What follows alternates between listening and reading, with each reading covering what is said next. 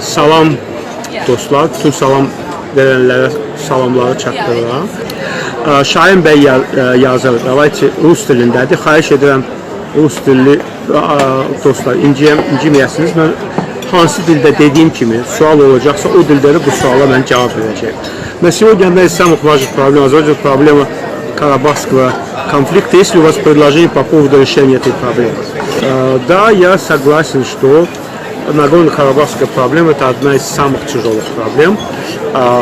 Она фактически, эта власть создала эту проблему. И я считаю, что сама проблема была создана умышленно.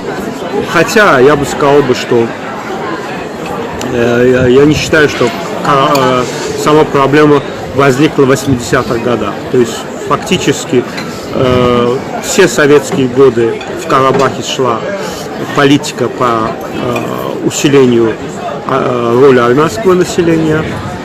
Всю историю советскую в Карабахе первые секретаря обкома Карабаха были армяне по национальности, в том числе последний до конфликта этот Геворков, это был тоже армянин по национальности. И политическое руководство Азербайджана поощряло фактически усиление и влияния политического и экономического роли армянского населения в Карабахе. Я сам, у меня мама Шушинка, я вам не знаю, многие знают об этом, и мы лето проводили часто в Шуше. Это мы, кроме Шуши, вокруг все было на армянском языке. Степанакерт, Мардакерт и так далее. Все районы были заселены в основном армянским населением. Государственные учреждения. По дороге мы въезжали в Карабах, и ты сразу видел надписи на армянском языке. В обкоме партии Степанакертский, да, Ханкенди, в то время Степанакерти, сейчас тоже они не знаю, как называют. Да. Вся документация велась на армянском языке. Она даже на русском не велась. Вся документация велась на армянском языке. Большинство надписей в Степанакерте вообще были на армянском языке. Мы в детстве, я помню, мы с родителями поехали какие-то продукты покупать. Я вас уверяю, что мы как будто въехали в враждебный город. Там на нас смотрели как на... это были 70-е годы, да, начало 70-х. В столице области все было на армянском языке. Улицы были на армянском, все были, все надписи, мы ничего не могли почитать. И я вас хочу еще одну вещь сказать, что в Степанакерте в свое время обеспечение было 10 раз лучше, чем в Баку. Продукты питания, одежда, в то время было немецкие, там можно было плащи, одежду, ткань покупать, производство европейских стран, да, восточноевропейских стран. Этого не было ни в других районах Азербайджана, не было, в Баку этого не было. Что касается разрешения проблемы, знаете, я считаю, что за период за весь период, когда,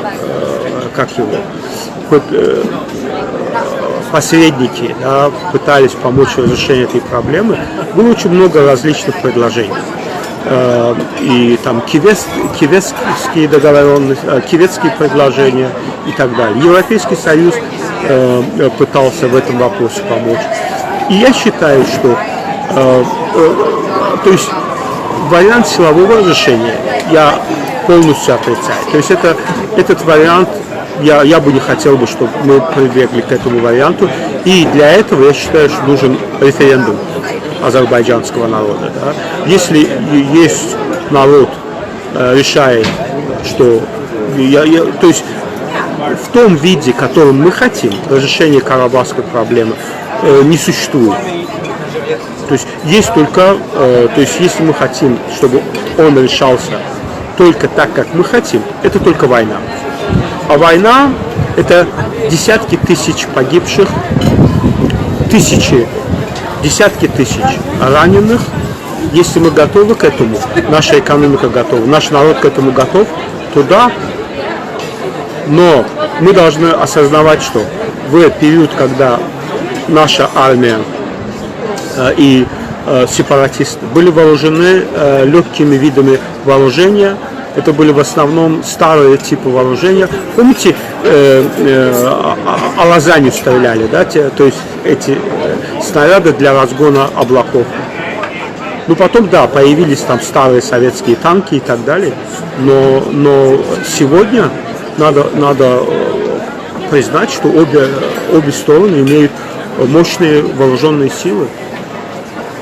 У нас есть Полонез, у армян есть оперативно-тактические ракеты «Искандер». Это те ракеты, которые боится сегодня вся Европа. Да,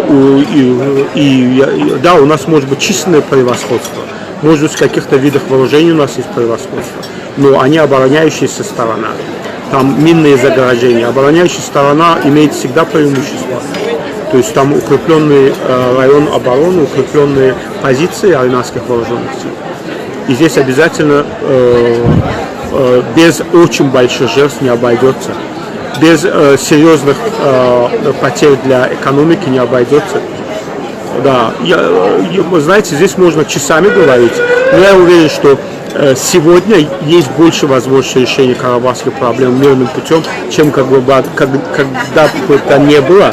Потому что там, во всяком случае, хотя бы сейчас демократическое руководство, оно великолепно осознает, что война – это гибельный вариант для обеих народов.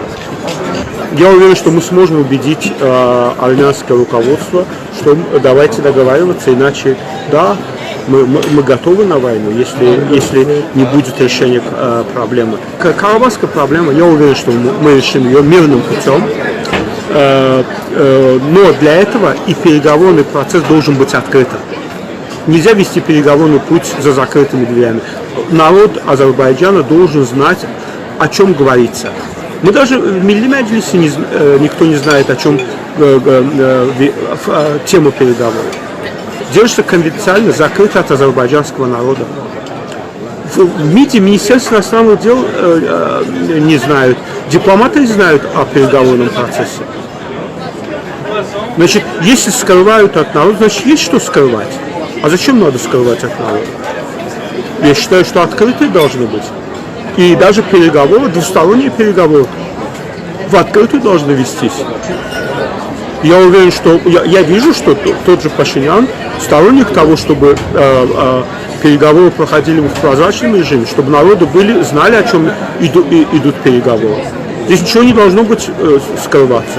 Зачем мы должны скрывать от народа, если народ в конце должен принимать решение об окончательном решении карабахской проблемы? Я уверен, что можно решить. Там 1000 вариантов возможно. Там, во-первых, сегодня мир Европа, да, Европа переходит к прозрачным границам, когда фактически между государствами существуют прозрачные границы. Да, я об этом уже говорил, предположим, с Грузией. В Грузии мы должны перейти к прозрачным границам. Границы существуют, да, но она прозрачная, то есть люди могут перемещаться, работать где угодно. То есть вот если мы создадим экономическое пространство, оно позволит создать также какое-то пространство, общее пространство, в первую очередь экономическое, а дальше можно быть. Там вопрос фактически был, Кивестовский договоренность, был вопрос обмена коридорами, не территорий.